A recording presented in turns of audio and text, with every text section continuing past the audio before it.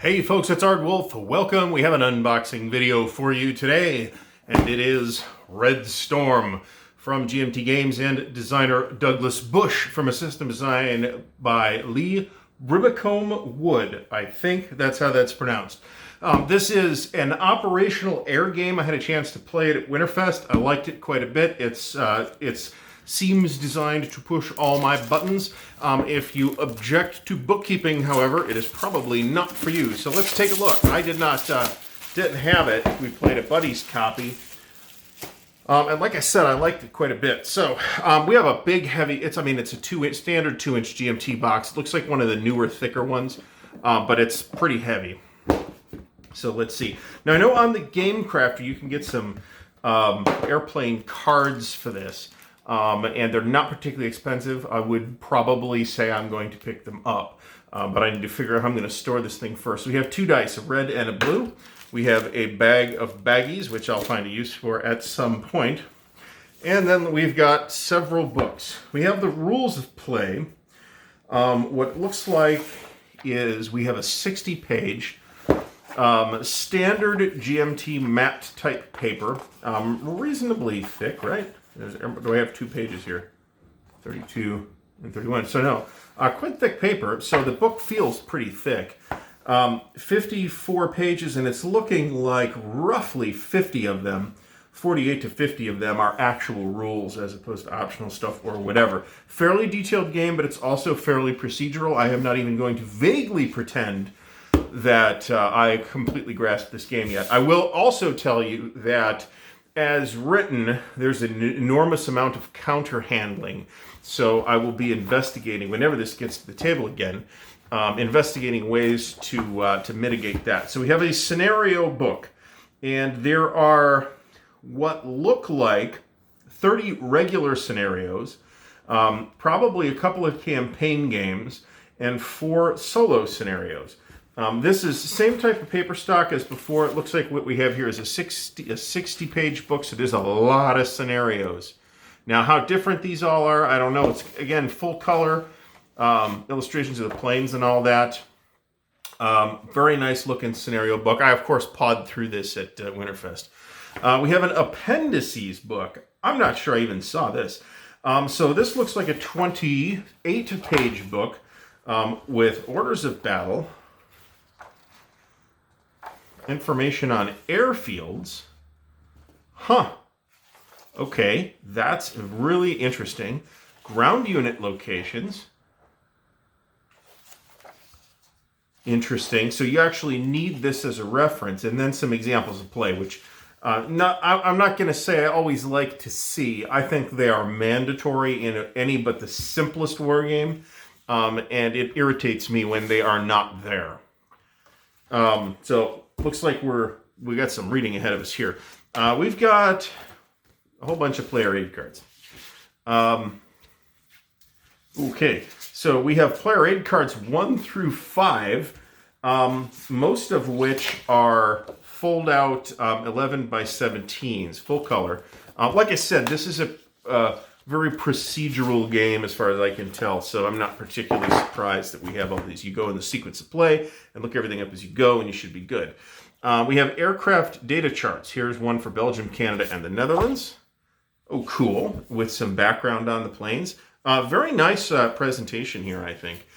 Here we have the U.S. Air Force, and here we have the USSR aircraft data charts, with, again, little blurbs and pictures of the aircraft, which is pretty cool. I'm glad that's on here, actually, because a lot of the aircraft counters themselves are a bit generic looking. So we've got a sheet of markers. We have a sheet of aircraft.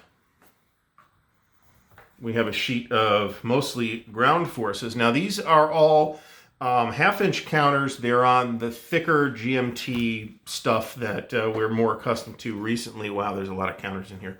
Here's more aircraft. Here's more ground forces. These are perilously close to popping right off the cards. So we have 4 full-size and 1 half-size sheet of counters here. I don't have an issue. I mean, like I said, I had already seen these. I don't have an issue with these counter graphics. I think they're fine. Some people will probably complain that they're not fancy enough, but I'll take readable over fancy any day. That said, like I said, there's some tactility issues with this thing that I think you have to look at when playing it to try and keep as many of the markers off map as you can. See, the cat is irritated. So we have two maps, which represent central Germany, and I will bust one out. This is an interesting paper stock, actually. This is a little glossier than I'm used to seeing from GMT. Not sure I noticed that at Winterfest either, because this was under Plexi at the time. Not an incredibly elaborate map. This thing is basically showing you elevations, roads, and urbanization. And that's pretty much it. And of course, airfields. So as you can imagine, these are the airfields. So there's a campaign game. I'm not sure how long that would take to play. But there's two maps. We have some tracks on one of the maps. We have a couple of record pads. At least one, maybe two. Okay. It feels like there's two here. Yep, there are. Okay. So we have the SAM and AA log sheet and the flight log sheet. So remember when I said if you dislike paperwork, you might not like this game? This is an example. You're logging a lot of stuff. You're setting missions and setting aggressiveness levels on these missions. And tracking fuel for each mission. So much better to do it here than it is on the counters. You also have facing for the aircraft in here, which is why I think you want to keep as few markers on the map as possible. Because otherwise it's going to be easier to fumble that stuff. So definitely, I mean, this is a complicated game. Not an entry-level game by any means, procedural or not. There's a lot here. 60 pages more or less of rules and an entire necessary Appendices book just to be able to do the scenarios. There's a lot going on here.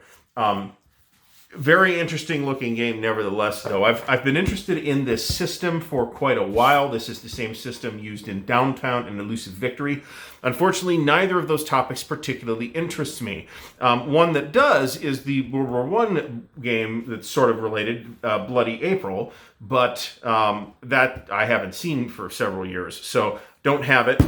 This I judged to be, of the games that exist in this series, if we can call it that, I judged it to be the one that I felt was the most interesting. This came from the friendly local game store, so I have done my part to support the local gaming retail community. But Red Storm, I've already had a chance to play it. I liked it quite a bit. Definitely feel like it's worth further exploration. So I want to thank you for watching. If you have any questions or comments, please leave them below. If you have enjoyed the video, please give it a thumbs up, and don't forget to subscribe to the channel. Everybody have a great day, and happy wargaming.